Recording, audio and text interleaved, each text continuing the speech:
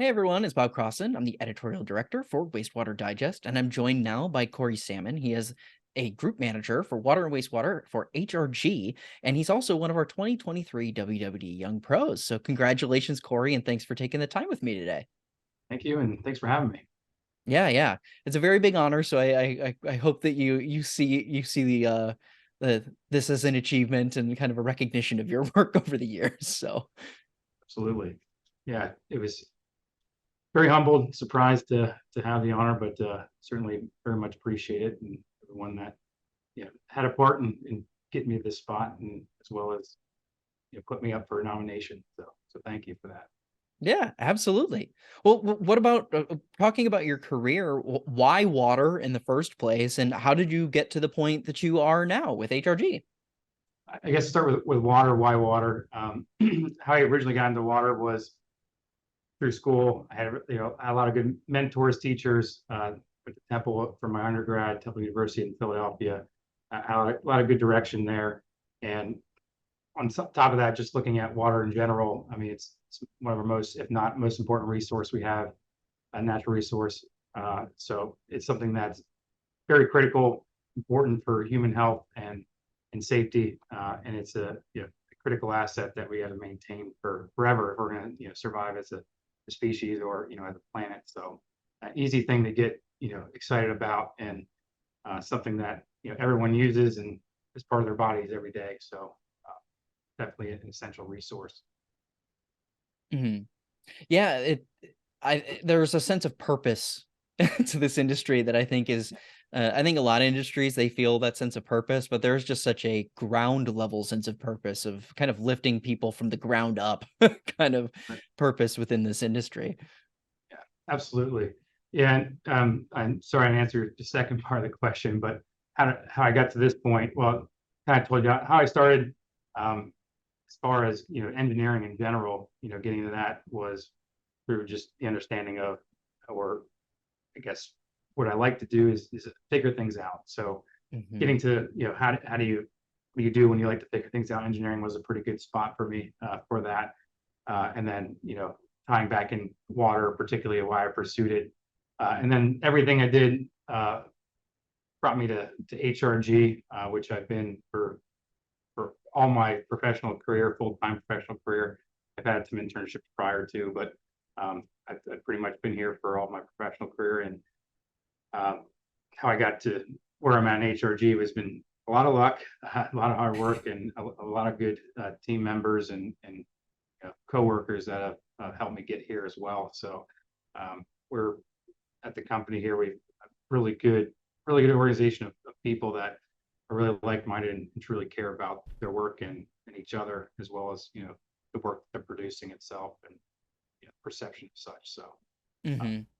very easy to get addicted to some degree to the atmosphere or environment, and sticking along with this team based on what we have to offer, and very fortunate to have yeah just great people around me overall. Yeah. Well, and speaking of this industry, when you're in it, you kind of feel, like you said, there's an energy and you can feel that passion and whatnot. But for folks who are outside of it, who might be a little more blind to it, how do you describe what you do to them? Is there a certain way that you kind of explain, hey, this is how I help your local water system? Yeah, well, it's very tough to explain explain what we do. You first say you're an engineer, and oh well, you work with trains, or like what do you designing rocket ships, or like no, nothing that that crazy. But what I try to tell them about specifically in the water wastewater is, you turn on the faucet, you flush the toilet, it goes somewhere, you don't have to worry about it. We're the people that have to worry about that. We ensure that it's going back into the world, and it's cleaned up, and what you're drinking is cleaned up and healthy, for you to consume, and you don't have to worry about you know what's coming out of that faucet, and you don't have to worry about what's happening to when you flush the toilet or empty the sink, where that's going. Um, but in terms of what I specifically do here, it's even more challenging to explain. Group managers in our company do a heck of a lot, um, and everything from we help out design work. We're working from we're consultant firms, so we do everything from planning, and funding all the way through construction administration of projects. We see everything basically from cradle to grave. Hmm. Um, Also in my day-to-days, we have a team here. I help manage our Pacific in our area, King of Prussia, help manage our water wastewater team, resources, day-to-day operations, business development, everything else in between. I have a hand in, but certainly have a really talented team around me to help with everything else project related and beyond. Yeah. You're kind of the glue holding holding some pieces To some together, degree, yeah. huh? That's a good way to put it. Yeah. Yeah. Well, speaking of, we were talking before the call about just how many darn projects you guys do on Yeah. an annual basis. And I know that this is kind of a leading question, but is there one that you can point to as kind of being your most memorable, or maybe was most meaningful to you, holds a fond memory, or is something that has made you most proud? Is there one that you can point to that's most memorable for you?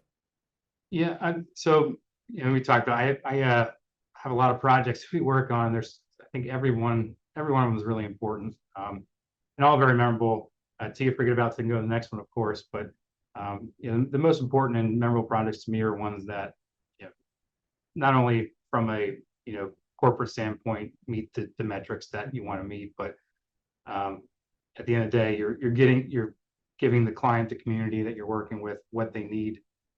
They're happy with the project, and at the end of the day, it's doing what's intended. So whether it's a replacement of a lead service, for instance, that's pretty important and prevalent projects right now we're working on, to ensure health and safety of that individual homeowner, or it's you know a, a new treatment process, a treatment plant, whether water or wastewater treatment plant, to ensure that you know again, their continued service and the treatment's meeting the criteria it needs to, and down the line, the health and safety of the environment, as in public, is ensured, um, through that process. And you want to also make sure that nothing goes wrong, after years after the project. So, and fortunate that we haven't had too many of those, but, it's general answer for them, but those to me make a successful project. We've had quite a few of those, in the Mhm. last few years. So Yeah, something that you can see kind of like how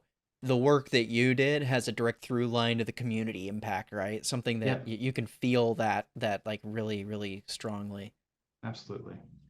Yeah. Well, what do you do outside the office? Are there things that you do to try and decompress? I mean, with that many projects, I imagine Yeah, there's some time where you're like, yeah, I need to get out of my head a little bit here.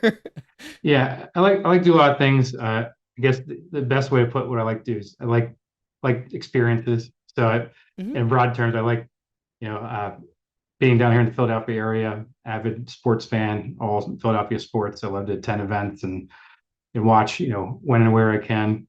I love concerts, that kind of thing. Live events, experiences, things you can pay for, but that one experience you can't really replace and not tangible. I mean, those are my favorite things. And on top of traveling, like to go experience different places, things, people, and cultures. Um, it's and talking about specifically, our world and water wastewater. It's always interesting to see or ask about, how do they handle, or what are they worried about? You go sometimes other countries, you can't necessarily drink the tap water, or Hmm. you can't necessarily flush that toilet because they can only do a certain amount a day, or things along Hmm. those lines. So it's always fascinating to get that perspective, or just general perspective elsewhere. Yeah, yeah. Yeah, it sounds like you really enjoy kind of building memories that you can kind of store for a long time and reflect back on fondly. Absolutely. Yeah. Yeah, it kind of ties into a little bit with your memorable project, right? It's about storing that little memory of like, oh, I made an impact there. Yeah. Yeah. It's good. Yeah. Good point. Yeah. Definitely. Yeah. Well, Yeah. last question. I've been asking this of all the young professionals, and it's one that I enjoy asking year over year, which is, what is a message that you would have to employers in the industry who may be struggling with hiring and retention, or trying to reach folks of your age or younger? What is a message that you would say to them of ways that they can try and entice that next generation of water worker? Well, first I tell them to send them our way. um, but but in seriousness, I think what I found to be successful is just being open and honest. I think a lot of times, especially with newer generation coming in, where things go awry is when you promise all these bells and whistles and amazing things, and it's not necessarily that. I think being as upfront and honest as you can, and delivering on what you said you're going to deliver on, as far as an employer, I think goes a long way and helps with retention. And Mhm. kind of with that, I think we've been very fortunate on that end, through COVID and everything, retaining employees. And again, I think through just doing that, I think we're pretty open and honest. And we'll drink the Kool-Aid here and there with as far as the company goes, but it's all from the heart and true. And I think it goes a long way and certainly helps. Yeah, there's something to be said about transparency, and I think that is something I've noticed a lot with the newer generations, especially with social media and just how they approach it, and how when someone says something on social media, it's taken very face value on like this is what you actually believe or actually mean, and when people don't live up to the standard that they have in mind for you, then they start to get upset with it. So I can see how that dovetails with kind of broader societal things that are going on too for those generations as well. Yeah, I completely agree. Yeah. Yeah. Transparency is key. That's for sure. Yeah. Well, thanks so much, Cory. I really appreciate you taking the Yeah, time and talking with us and learning a absolutely. little bit more from you. And for everyone who's watching, check out our video description below. We'll have a link to the list of all the young professionals down there, as well as a link to one of the other video interviews that we have had from one of those young professionals. And once more to Cory, thanks so much for being here. Thank you so much for having me. I appreciate it. Thanks for your time. All right. Painless enough?